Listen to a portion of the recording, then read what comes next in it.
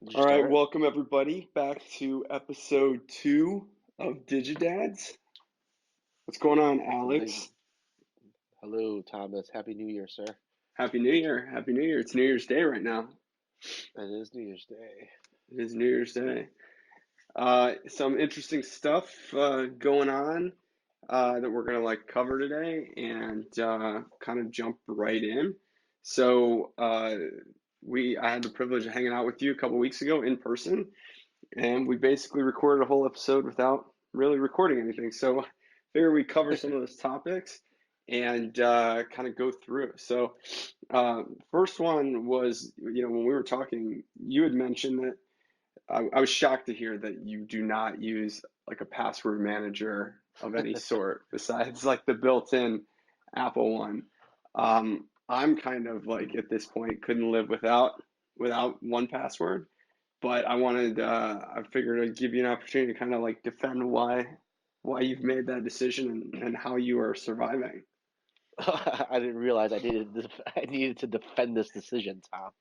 I just Um, don't know I don't know how you're living. I but literally don't know a single password of mine at this point. I I have a system. I have like a password system. But truth be told, I just switched over. I just adopted like Apple's like password solution like maybe a year ago. Like even them, I was like, yeah. But the idea is like, I have real concerns with like I have different passwords in different places, and like depending on the site and what I use it for and how sensitive the data is, I have like variations to like a core password. So I have like probably many variants of a password out there, but there's a system. But my problem is like also you're taking all these passwords and like all this like these games that I've come up with to try to remember passwords. I'm just gonna stick it all in like one central database, and say like that's the safe one because like what we've learned about security is that nothing's really secure, right? I mean, we got increasing levels of encryption, like we're up to like 384 bit now or whatever. But it's you're putting everything into one thing, whether it's like one password, Apple solution, Google, another browser solution, or whoever like the competitors are now in that market. It's just I have real qualms about that. So I mean, I seeing get Apple, that. I get that position, but on the flip side, like these systems have been vetted by a lot of people. Like, LastPass is totally like I think like we've had like the audits on their source code and whatnot. I mean, my biggest concern is like, okay, so you use a variation of a few different passwords, right? Like, the minute yeah, one of those is hacked or, just like the stupid, the Waze camera, data breach a couple of days ago. It's like as soon as one of those go, if you use that same password, if it's one of the critical ones, then people start hammering on every other site, and all of a sudden, they're able to get into some other site and engineer their way back into your email or whatever it may be. I mean, I know everyone's got a system, and I don't love the idea of having like centralized, all the passwords, but they're decrypted on my computer. They're not decrypted on their end. And I literally use like a 30 character randomized password for every website now, except for like a couple websites. So it's god near impossible. Like if someone I held a mean, gun to my head, I literally look wouldn't even be able to look tell at them what any of the passwords are. look at it this way, okay? Like absolutely, you have yeah, this completely randomized password, that whatever LastPass or one password generates for you. Um, but look at okay, what is the brilliance behind Bitcoin, right? That there's no like centralized area, right? Everything's decentralized, Yeah. and you can come up like I see that in the same way as like as a password, right? It's like even if I get like I've chosen, it's like if the area like the sites that I don't care about are more likely to get hacked or whatever it is. Like I have a certain several base variants for that. I mean, it's better than honestly. It's like think about what's out there, right? It's like people are just picking a lot of words. Hopefully, you're not picking words from a dictionary anymore. Not using real words. Um, because with how fast processing is now, like that stuff's cracked like instantly, right? But I don't know. I still feel that just no matter how tested everything is and how fast processing is, it's like it's still a game of cat and mouse with the password providers. I don't know. It makes me feel better. Maybe I'm a dinosaur in this case. I haven't had issues yet. I've had a couple compromises, and I've boosted those up. I know it's like at what level, and what level of the password it's at, and I replace those. Don't you think Um, there's just like a Knock cognitive on wood. load of having to like remember There this like is. system of like, oh, is this like a level one password or is this like a level five password? Or like, Yes, 100%. And I'm starting to forget my passwords more often, to be honest. I find myself clicking the forget password button a lot more, I would say, in the last like year or so. Not because I'm getting older, hopefully, but because my passwords are getting crazier, yeah, sometimes it's like a site you don't visit too often. Right. And with Face ID now, man, it's like I don't have to enter my passwords anymore. So it's just like, when I used to have like go to my brokerage account or whatever it was, I would have to remember my password just to look at it. Now it's just like with Face ID, it's like I never even think about it unless I restart my phone or like I get a new phone or sign out of iCloud for whatever reason. Like so there's like fewer and fewer opportunities for me to type in a password. Um, but anyway, but like you said, like for certain sites now, I'm starting to trust Apple's solution more and more often. So Yeah, I mean, I think I'm at not least you're using completely like a something like Neanderthal. the Apple one isn't like the best just because it doesn't like move across like anywhere with you, but it's better than nothing. So, it's better than nothing. So, well, maybe one day you'll convert when you're forgetting passwords literally every day. You will maybe convert at that point.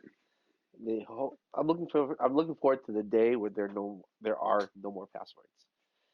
I don't think It's passwords are necessarily going away until you have biometrics that are ubiquitous, right? Yeah, you'll have like Ubiquitous. two-factor biometric. I think that's the Like it's, ideal, right? I mean, every like website and every browser then has to have access to those biometrics. So I don't know. I don't know when they're going away.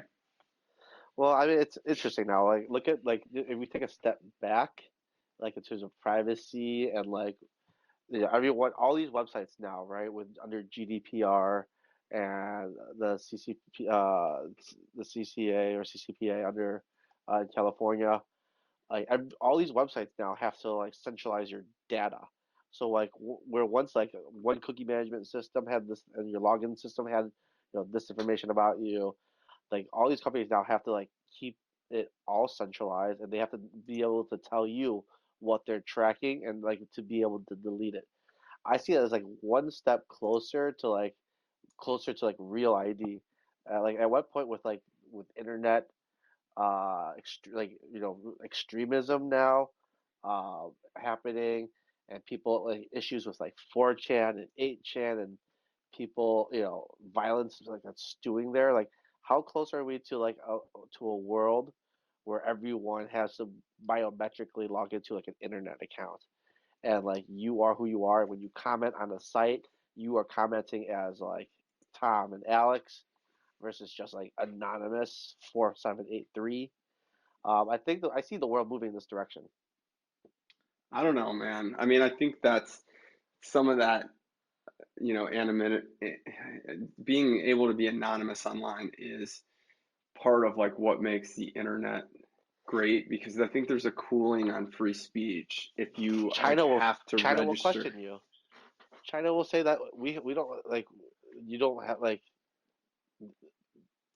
anonymity is not necessarily the greatest thing about the internet. I It's don't I don't one think thing it's the I think. greatest. I wouldn't make that comment either, but I also think it enables you to voice an opinion in a way that's freer than when you're required to have, you know, an actual ID and identified by like who you are. I agree. Like being able to like comment on anonymously to websites brings out the worst in people in a lot of ways.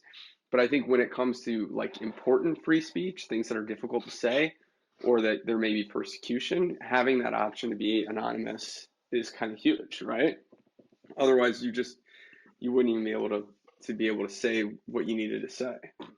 Nah, I'm not disagreeing with this at all. I'm just saying there are regimes now, there are governments out there, countries that are limiting this, right? Like I agree. Russia, I think just this week, right, just announced like they like developed their own internet that's like compatible with like Russian ideals, right? And China obviously has a great firewall, and they've melded the internet to like their liking, and they're even enforcing like their internet censorship across boundaries, right? I mean, they're penalizing Western companies for certain like design choices they've made in respect to like Taiwan. So like you're seeing the internet already starting to be like closed down. Like it's not necessarily like you said, it's not in the anonymous area, but in terms of like what you say online is you're being held more accountable for it. And I think that's you're gonna start seeing that on the individual level as like the terrorism continues and increases, um, fueled by like extremist message boards. I don't know. I mean, My we'll two see. cents. My two We'll cents. see. I definitely agree that, like, countries like China and Russia are doing what they can to identify everyone. But I think that, I wouldn't make a case that being anonymous online is great. There's a lot of good, there's a lot of bad that comes with the good, if I can put it that way, because like there are those people that want to be anonymous so they can say hateful things and have no repercussions, and there's people that need to be anonymous for so they can say things that are more difficult, or be able to voice something that maybe the current government wouldn't like, if that makes sense. So we'll see. I hope you're not right in this case, because I think there is some value to be able to speak anonymously online if you'd like to, but we'll have to wait and see. Yeah, it'll be interesting. That's actually definitely developing, especially with like net neutrality rules being changed. It's just like, and then the U.S. itself isn't managing the internet like it used to be. Right now, it's been given to the international it's been given into for international governance. So I don't think the U.S. can enforce some of the traditional internet practices that we've come used to. I think there could be a voice in the world if there's enough, if anonymity becomes an issue on the internet. I think I can see world governments stepping up and doing something, and the U.S. can't stop, wouldn't be able to stop it anymore I because agree. we don't run Yeah, I don't ICANN. disagree. So on to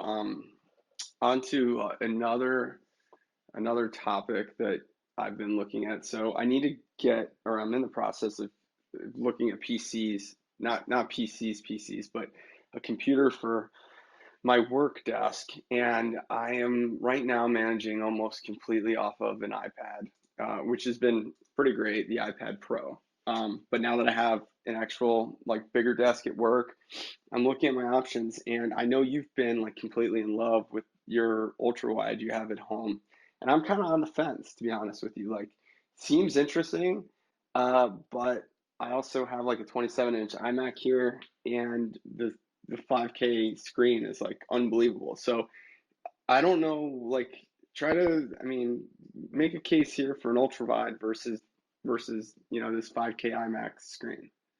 Oh, it's so like to me, it's like for me, this I have a 30 so for our audience, I have a 34-inch LG Ultra Wide. It's not the high resolution one. It's just like the regular. I think the resolution is 3440 by 1440. Um, but to me, this is the realization of like the creator of the desktop GUI. Like this is what they envision is like end to end, like your entire peripheral vision is a screen. Like there's you kind of get that feeling with like a bigger monitor, like you said, you have the 27-inch iMac. You can get like a dual screen setup. That's common in corporate environments. I have one myself at work, but there's just something about a 34-inch where there's no divider line. It's just one, continuous monitor, continuous display, and everything's there, right? It's like this is the true This is the true realization of a computer desktop. You put your files on there. Like it feels like truly like you're working on a desk. Everything's it's immersive. You have tons of space. You can start docking it off. How you can like segment the screen in different ways, especially with the versatility of Windows and Mac OS. You can definitely, you take your little modular screens and pop them everywhere. But I find it to be a great experience, and I've had it now for 2 years, Tom. And people say, you and me, like we like our toys, and like when you buy something, the novelty wears off depending on how often you use it and how valuable it is, like relatively quickly, right? But 2 years on with this monitor, every time I sit down to it, it's fun to use. And that's what it comes Really? down to. It's just like it's 2 years later, I still get a kick out of using this thing, man. So here's my challenge, right? Not that I'm going to be doing like a ton of creative work at my my work desk, but I'm going from like a Retina 27-inch monitor to like a non-Retina monitor. And that's like probably my biggest concern. Like I'm kind of coming around to the idea of having like an ultra wide and like having the additional, lateral space. But there's a couple things. So the 5K Retina screen is not, I'm not getting that. I'm giving that up, right? This is a killer screen. And then Sure. I'm looking at hardware, right, to power this. And I'm looking at like what I get bang for my buck for an iMac versus a Mac Mini. And I'm just wondering if it's better value just to like go the iMac route.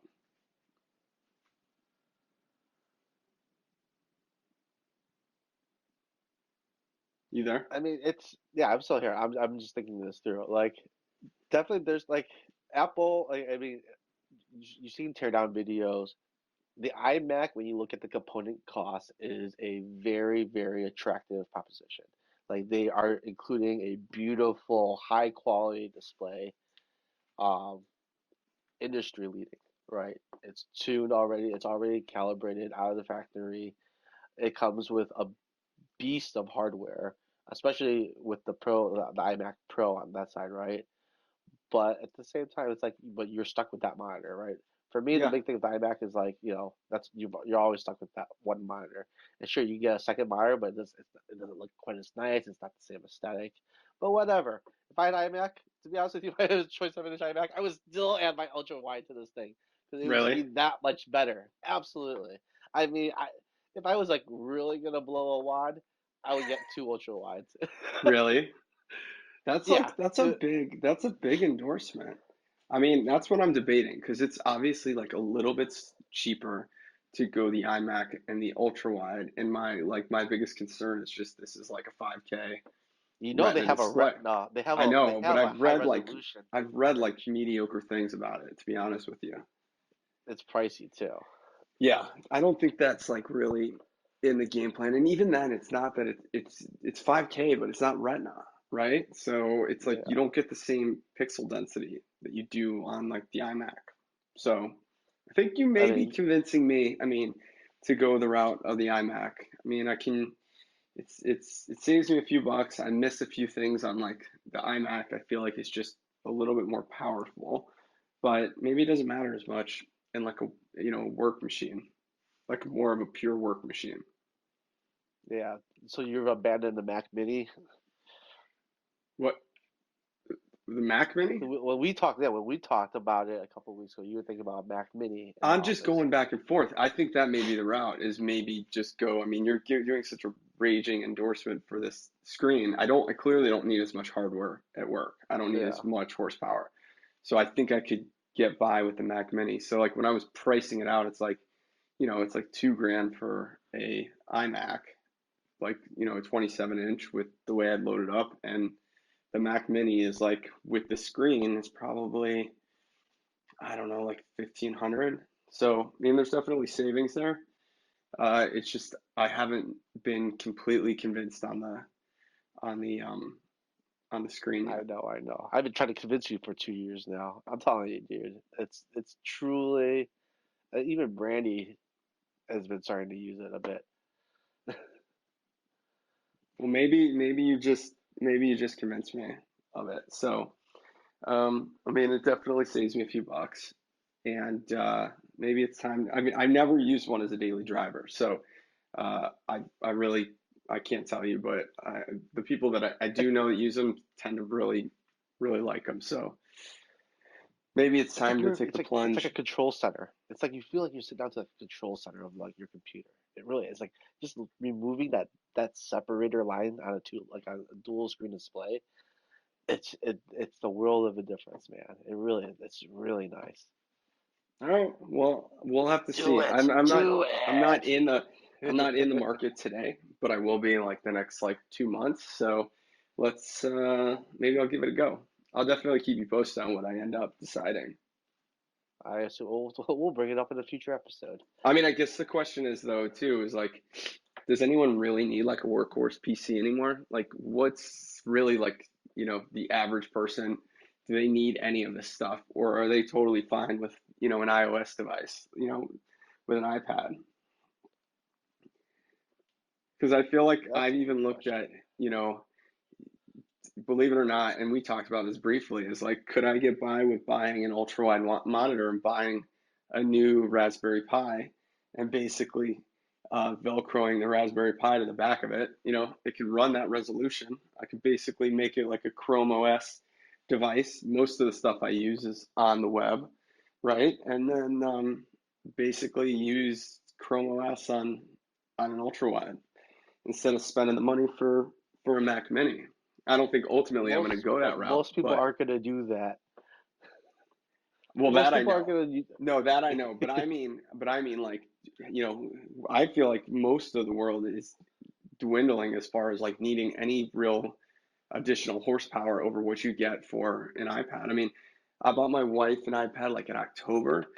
The new one, the 10.2 inch one that just it was like on sale. I didn't realize it was going to get even better for Black Friday, but it was on sale, and she needed kind of like a desktop, a little bit more than her phone, and she's like in love with it, and she's not even using like any like the multitasking stuff.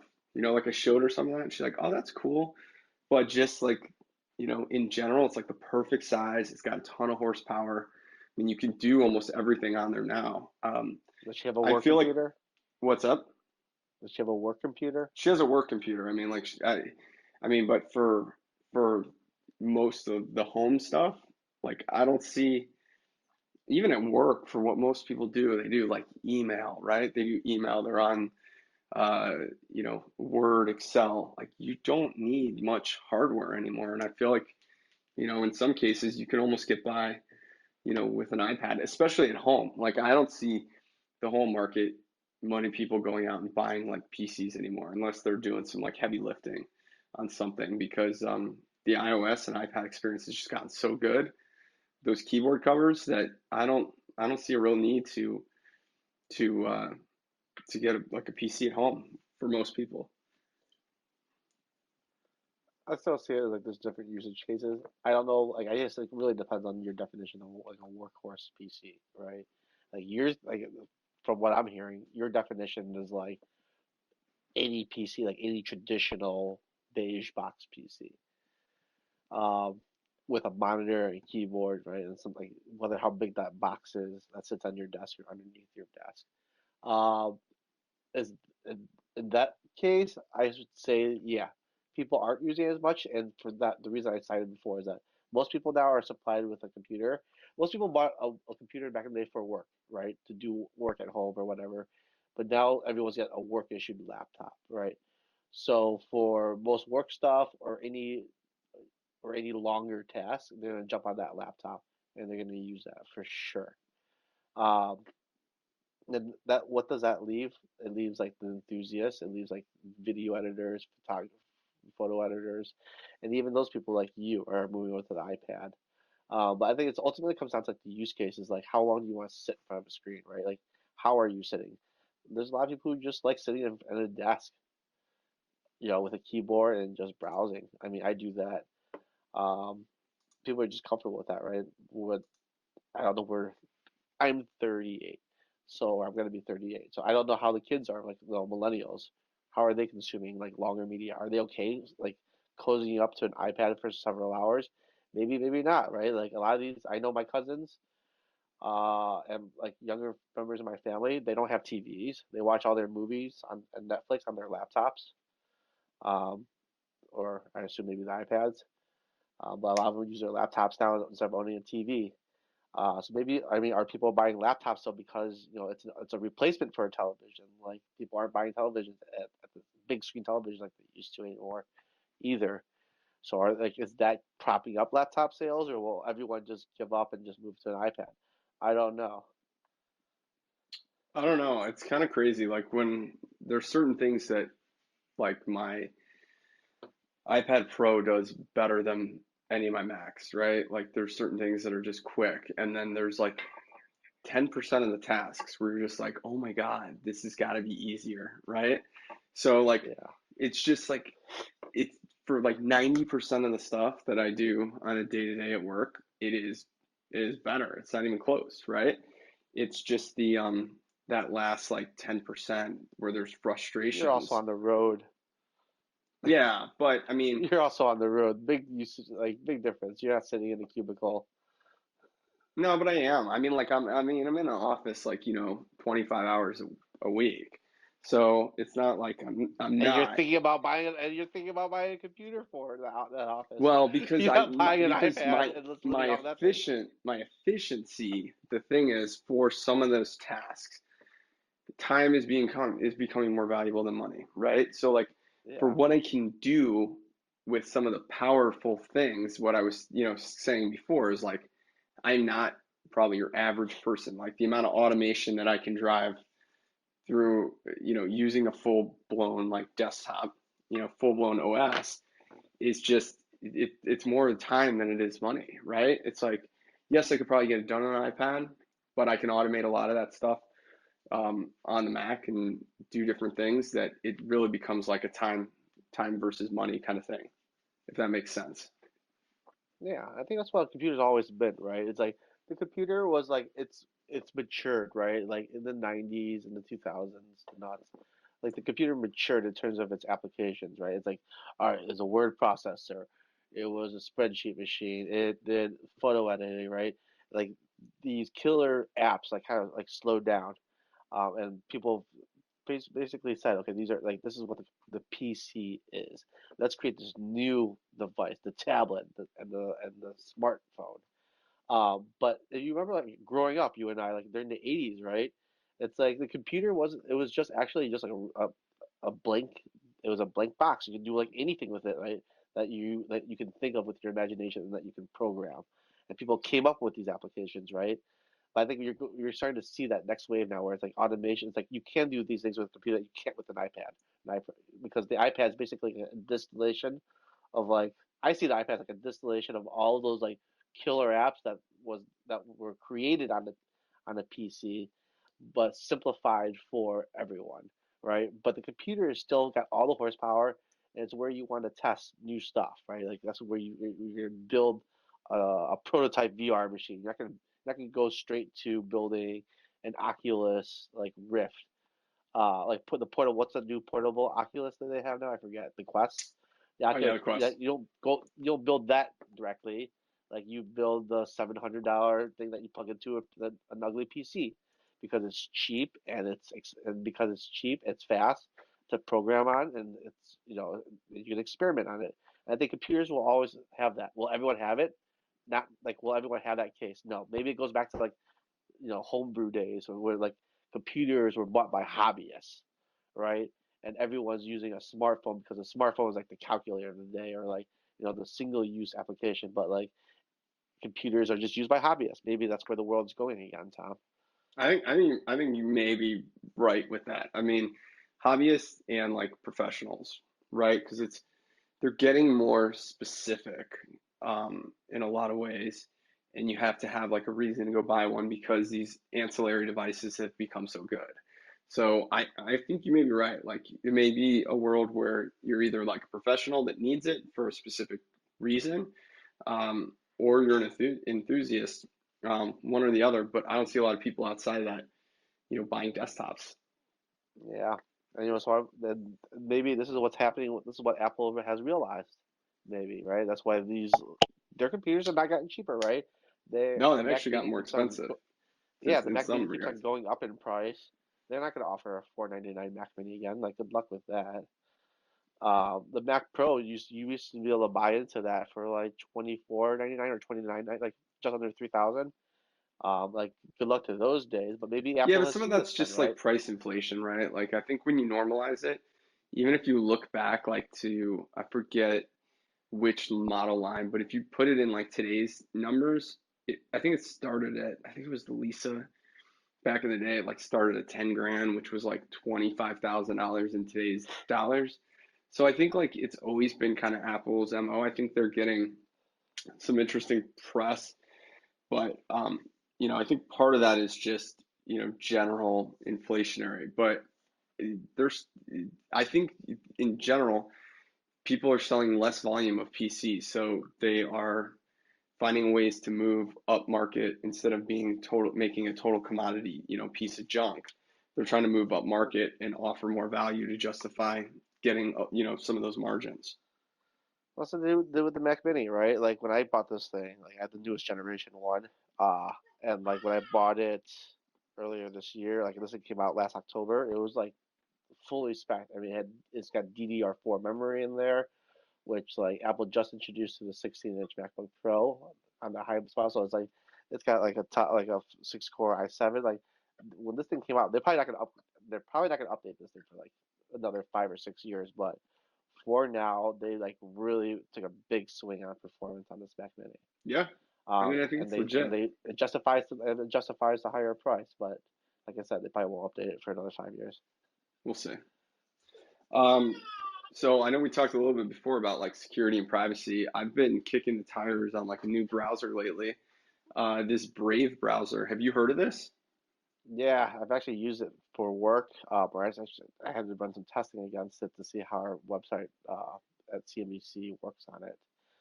Really? Um, What are your thoughts on it? So, uh, kind of explain to people like what it is.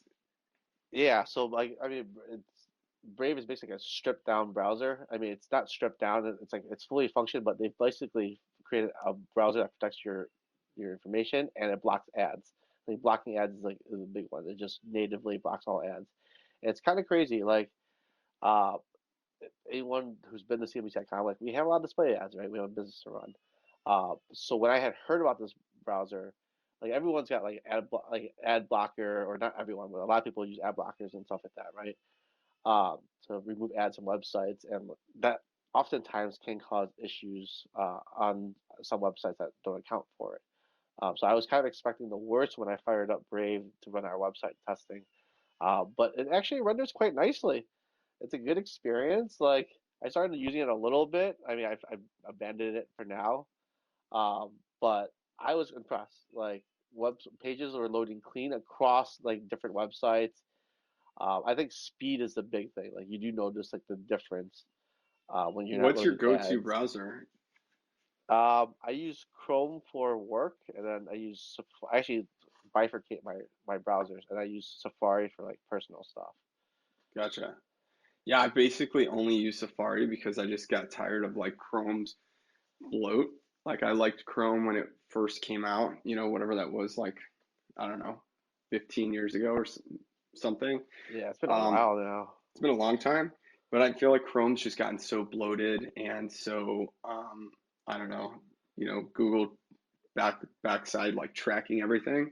So like Brave is basically like Chrome without it's essentially it's built on the Chrome code base. So it's super fast. I haven't switched over as my like main browser, but I'm using it on my iPhone a little bit here and there. I'm kind of splitting time between that and Safari, and then I'm using it on my desktop and kind of splitting time. Once I get through all these tabs that I have open, I'm gonna kind of like switch over to it and try to give it like a full-time test run and see what I think. But my biggest issue is like Chrome's just become like a total resource hog, and I don't think it's much faster than Safari, if at all. But this Brave seems like pretty snappy. Yeah, Chrome like memory management's terrible. It does not like.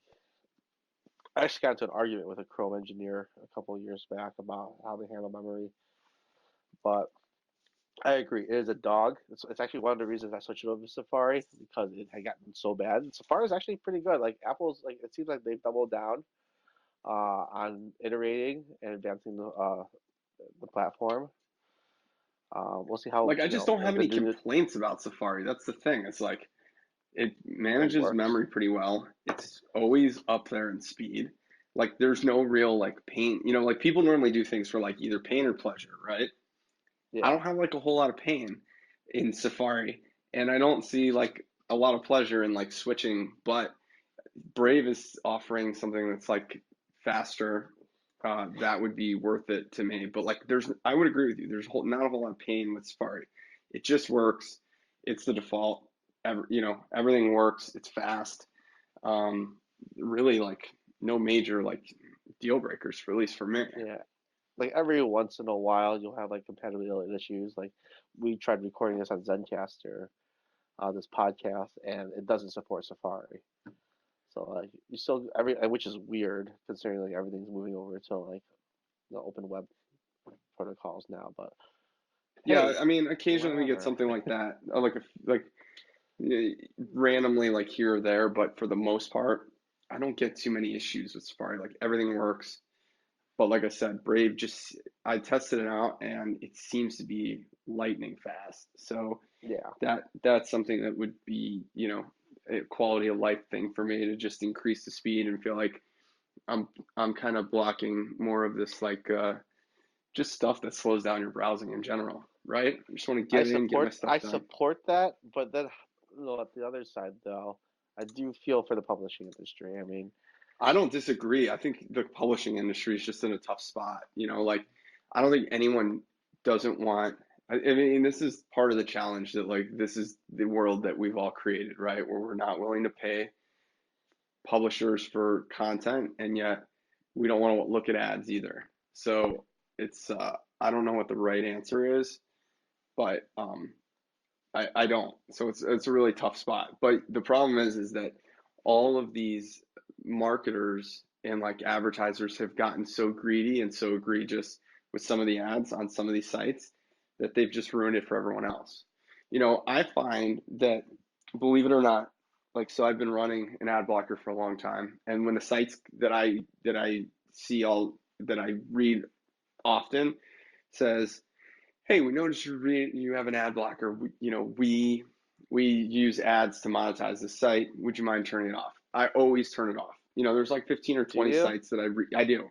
15 or 20 sites because they tend to be honestly the least like offensive of the sites that I visit. You go to like weather.com or some of these other ones where you're like, oh, I'm just getting the weather. And then you read like these articles later on like how much data they're collecting and selling and all the scripts and the ad trackers that are running in the background. You're like, holy smokes, that's pretty crazy. So I mean, like if I go, like I said, there's like probably 10 or 15 websites that I read on a daily basis, and when I go there and they're like, hey, could you turn it off, this is how we monetize, I always do. But there's just some other bad actors that I think make it tough for everyone else, right? When a website Yeah. used to take like, 1.5 seconds to load, and now some of these websites are like 15 seconds because of not the content loading on there, but because all the scripts and the Oh, cross-site tracking 100%. and everything else. It's like it's crazy. It's just crazy. It's improving though. Google's been obviously they've put a lot of weight on their search algorithm to try to incentivize websites to move faster. And I know at CNBC we've put a lot of time in recently to increase our own load times. Like we were seeing like, truth be told, like 30, 50-second load times on some of our article pages. But that's ridiculous. Like that is a bad experience, right? Like why would you use an ad blocker or like Brave as a browser to block those things, right? It's like no one's got 30 seconds to wait for for an Right. It's article. crazy. It's just crazy. I think, like I said, the people have just gotten like, the marketers have gone too far, and this is just a reaction to that. I don't think people don't want to pay for content or have like a fundamental issue with compensating people that are doing work, right? We all want to be paid for our work. Um, I just think that some of these sites have gone so far that it's really hurt the user experience, and that's the reaction to these like Brave browsers and other ad blockers is Yeah, just the reaction of going back. I can't necessarily agree with that because we just know people just don't like paying for content, period. Like it's the same Well, they exact argument don't. you had for They don't pay VHS like tape, right? Like you're gonna okay, people are gonna record the shows and just skip over, or when the TiVo came out, Like people want to block ads. Even people are like, oh yeah, I love this content. I want NBC to make good money, but I don't have time to watch 18 minutes of commercials. Right? I'm a busy person. It's always an excuse. Yeah, I mean, I don't disagree, but I think part of it is just they the ads have gotten so crazy. I mean, like even like TV, right? This I'll just use perfect. This is the same thing though. It's that when you watch a 30-minute show, 9 minutes of that is ads, right? So even then, like that just shows that like the companies have put the dollar in, you know, ahead of user experience, right? Like I think there's a tipping point where people go, I'm willing, I like this show, I want to support it. Even that's why I think like these streaming deals that are coming up now, having like a tier that's cheaper that's has ads and one that doesn't. Like if I don't sign up for any of those, I don't do like Hulu, but if I did, it would be a no-brainer. I'd pay the extra like $8 a month for no ads, no doubt. But you Then don't. everybody wins. What? But you don't. And a lot of people, Hulu is like the least popular service, Well, I right? just Like I the don't have a need for it, right? Like I don't watch yeah, like linear TV except for like a little bit of ESPN and a little bit of sports, right? Like that's the only linear TV that I watch. So like I don't have a need for like a TV bundle like that. Or even like a pass, basically like a big DVR for all those shows. I just don't watch a lot of that. So but like if you gave me an ad supported one for $9.99 a month and a non-ad supported one for $16.99, like it's a no-brainer. Like I want the people to get paid, but like I don't necessarily want to watch the ads in that case because, like I said, it's almost 30% of the content is ads at this point.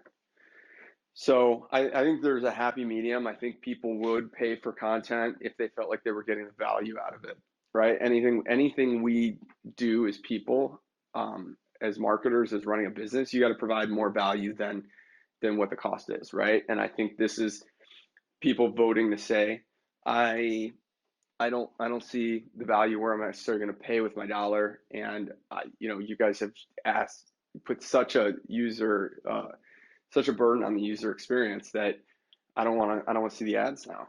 So, like I said, the websites that I really want to support, I do. I take that off. I look at the ads. If I listen to podcasts, I'll buy. When they have like a promo code or one of the websites that is a advertiser. I always use that code, especially if I'm in the need for like the service that they're doing, because I want to support these guys. Like I think they do a good job.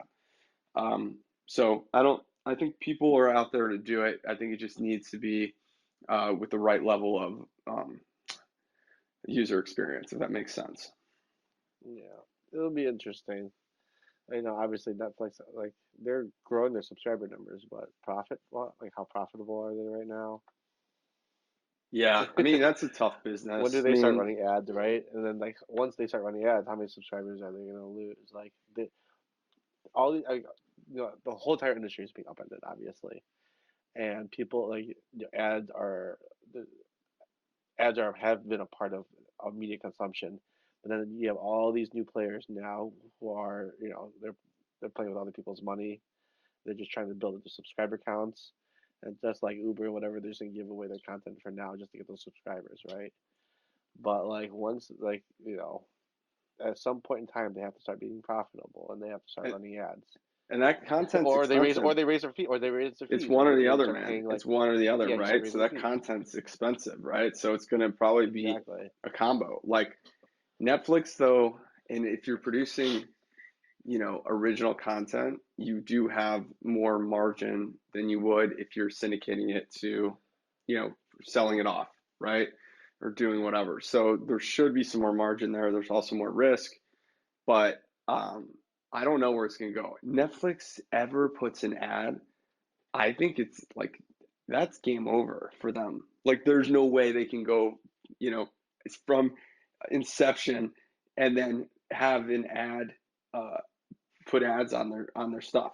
There's just no way. Like it would be like a mass exodus, unless they structured it in a way where like an ad supported thing was like cheaper.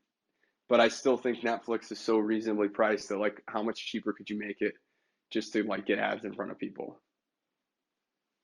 I don't know. Yeah. I don't know. Will people pay $30 a month for Netflix? I don't think so. I mean, I think Chicken at has that been point, stupid. you're approaching like a skinny like cable bundle, and Yeah. I don't think the value's there to ask somebody $30 a month for Netflix. I just don't. So, All right. What are we at? 49 minutes. one last article. We're at 45 actually on the recording. We've been on the Are call we? for Okay. 49. Um, one more quick article I wanted to get your opinion on that I thought was really interesting. Did you see this? Anchor debuts the first made for iPhone certified flash accessory. No. Did you see It's this? the Like, lightning flash. Was it a lightning yeah, flash drive or something? iOS now supports flashes for their camera in the native camera app, and Anchor is the first one coming out.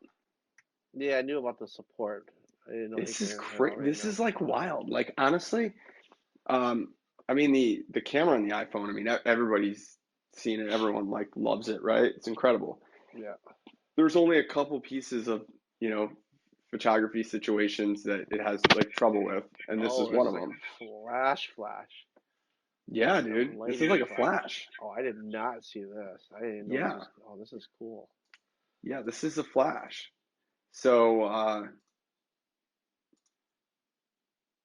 this is Man, like one of Anchor's. the Look at. Let's take a moment. The ink. Where does like Anchor come from? Suddenly, it's like they use it to just make batteries and shit now, and now dude. it's like They're like becoming a brand.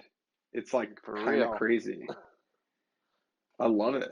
I have a hub from them. I like the. I got a USB hub on Black Friday from them. I Dude, like the USB they're hub. like my go-to It's guys. good Like stuff. for any like cables, uh, you know, like anything. They're even like they're getting into like the smart home. Like they've got a smart doorbell. Their Eufy project. Eufy is the brand name, but that's Anchor. Yeah. And so they're competing with Ring. They've got cameras, wireless cameras that compete with everyone else. I mean, it's kind of impressive what they've done in like a 10-year window. For But real. this I'm looks reading about the interesting to Flash right me. now. What? I'm reading about the Flash right now. Looks Dude, cool. this looks interesting to me. So like 49 bucks basically looks like a Lume Cube, right? And it's like a wired connection to your lightning port on your iPhone. And this thing will sync with the shutter and allow you to take flash photography, which is pretty amazing because there's only a couple situations left where the iPhone is challenged, right? Where it's like hard to Does it get a do good picture. TTL? What's up? Does it do like TTL?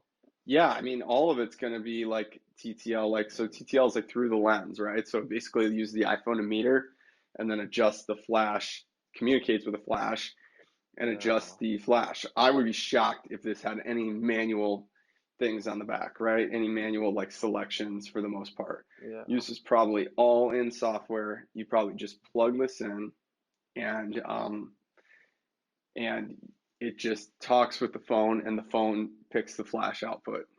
I wouldn't be shocked. But this is 10,000 crazy. shots per Like this is charge. pretty wild. That's pretty crazy. 10,000 shots per charge is amazing. Yeah, that's pretty amazing.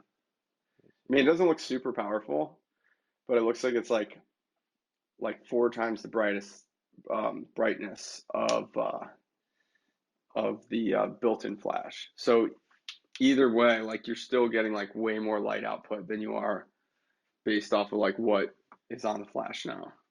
Flash on the Yeah, back of your phone.